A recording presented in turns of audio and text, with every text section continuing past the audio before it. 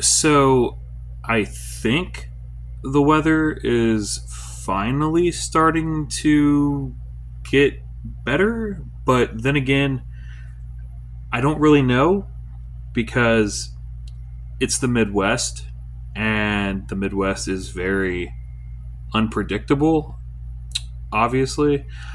Um, so I'm not really sure, you know? It could be sunshine and rainbows and 80 degrees today, and it could snow tomorrow. You know what I mean? The Midwest is kind of insane. Oh, but I want to start getting back to doing. It's been so damn cold lately. I haven't been able to really do anything. But I want to start getting back to doing outdoors, outdoorsy type of stuff. Fishing, for one, I would like to get back to fishing again. Start uploading some more fishing videos. Those typically did pretty well. People really kind of enjoyed those and that type of content. Lately, I've been doing a lot of automotive car type content and stuff. Um, I got my defective. Well, fingers crossed that that's what it was, right? But I got my supposedly defective knock sensor replaced on the car. When I did that, I had to take off the intake manifold to gain access to the knock sensor. So once you do that, you typically want to go ahead and redo the intake manifold gasket with a brand new one, which is what I did.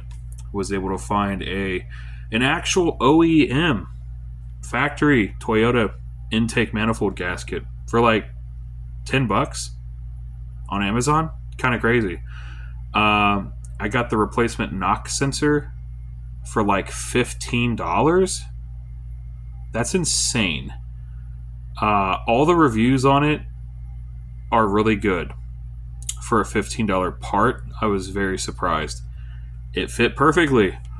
The part stores wanted $140. Yeah, $140 for the knock sensor on my car. I got it for 15. That's an insane difference. A few months ago, I got my front brakes done. So I got my new front discs, new front pads, and then like a month ago, I got my back brakes finally done. I had kind of been putting them off for a while just because I don't really look forward to doing drum brakes. I can do them, but I don't like to do them. There's a lot of springs and a lot of pieces involved in drum brakes. You know what I mean? Honestly, I'm not even sure why we still continue to release cars with rear drums. At this point in time, I really feel like everything should just be front and rear discs, like regardless. Drum brake is such an outdated old. It really is an old technology. Drum brakes, you know what I mean?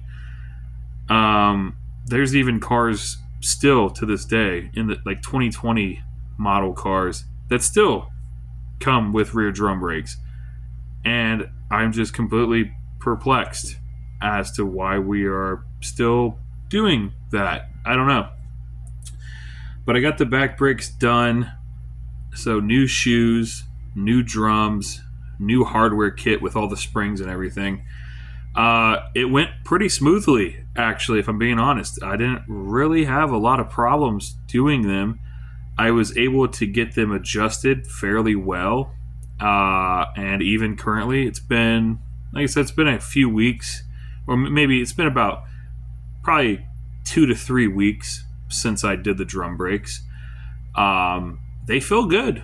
They feel good. I got a really good feeling pedal.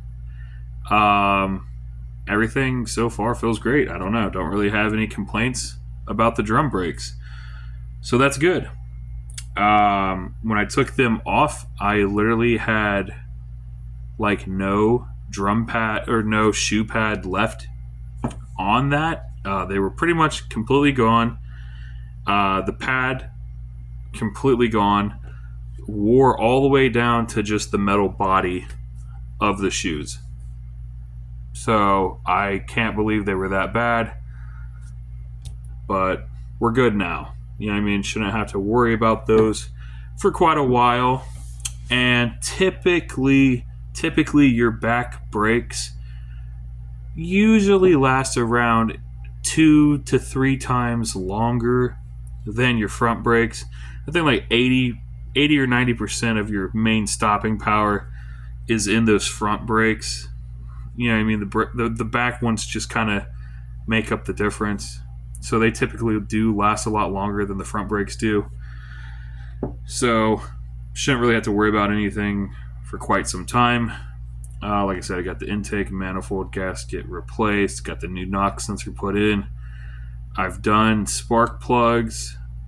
It's had its fair share of oil changes since I've had it.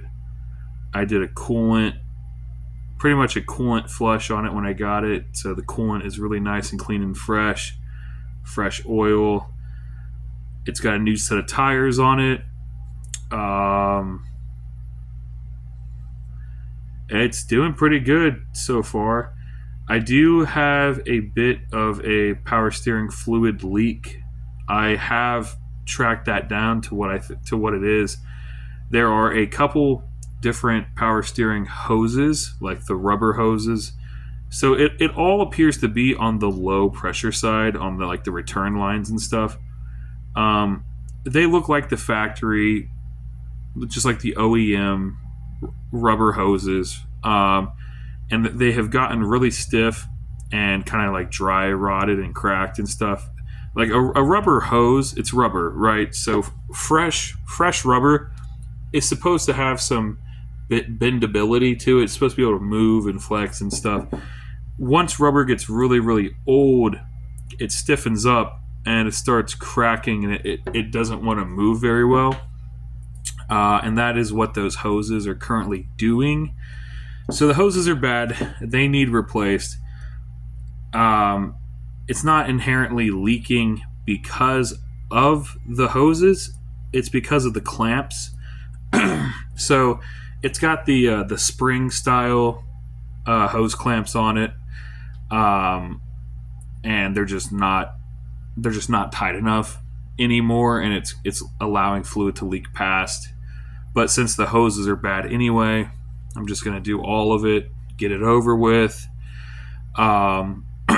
Also, I found a replacement power steering fluid reservoir for the car. Very cheap. The current reservoir is completely yellowed out, and you can barely see fluid inside of it. It looks really nasty. The new reservoir will be like clear, like actually see-through, so that'll be really helpful. And then the power steering fluid itself is really nasty. Really dirty old power steering fluid. It needs replaced. I'm going to flush that out and get fresh fluid in that system. Fun fact about the Toyota Matrix is it is supposed to be using transmission fluid for the steering system. So just an interesting fact right there. I see a lot of people online that are doing power steering fluid replacements on their Matrixes and other Toyotas, and I see them putting in power steering fluid, which is incorrect. That is the wrong type of fluid for that car. It is designed for transmission fluid. I don't know why people keep doing it. It literally says it on the cap of the steering fluid reservoir. It says to use transmission fluid. I don't know how people are messing that up, but they continue to do it. So oil's good, coolant's good. After the power steering flush, the power steering will be good. I'm still 50-50 on the transmission fluid. It's a little dirty, but it's not terrible.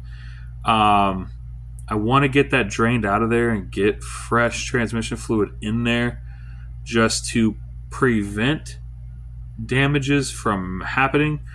I'm not currently experiencing any transmission problems. I'm not having any slipping or anything, or no weird shifting or anything like that. So typically that car should be fine to do a transmission fluid replacement. And then after that, it's just really random odds and ends with that car. It needs rear struts. It's had one strut put in the front. That's because when I was driving one day, the strut actually broke, believe it or not. So I had to have one strut put in. They did one strut, one sway bar link on the driver front. So I still need passenger front, and I need both rear done. So that'll be interesting. Other projects, that the Toyota Matrix does not currently have any way to listen to your phone through the radio system. There is no Bluetooth. There is no aux in port and jack, whatever the hell you want to call it. There's no way to connect your phone to the stock factory radio. So ultimately, I'm going to have to put in an aftermarket head unit to be able to accomplish that. We'll do the head unit. We'll see how good that gets things. If it still sounds like the sound quality is crap, then we'll look into doing speaker replacements and upgrades and stuff like that. Thinking about doing like a window tint on it. Not dark, by the way. I don't like pitch black tint. I think it looks weird. It's also very difficult to see at night. That's not what I'm going for.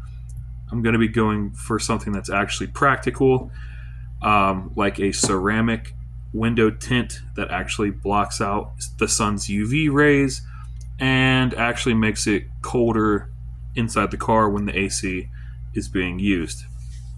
So something that serves an actual practical purpose, not just going pitch black limo tint just because it's cool, you know what I mean? I'm still trying to find a factory spoiler. Well, I found one technically, so I want to get a spoiler on the car. I want to try to get side skirts, fog lights installed, a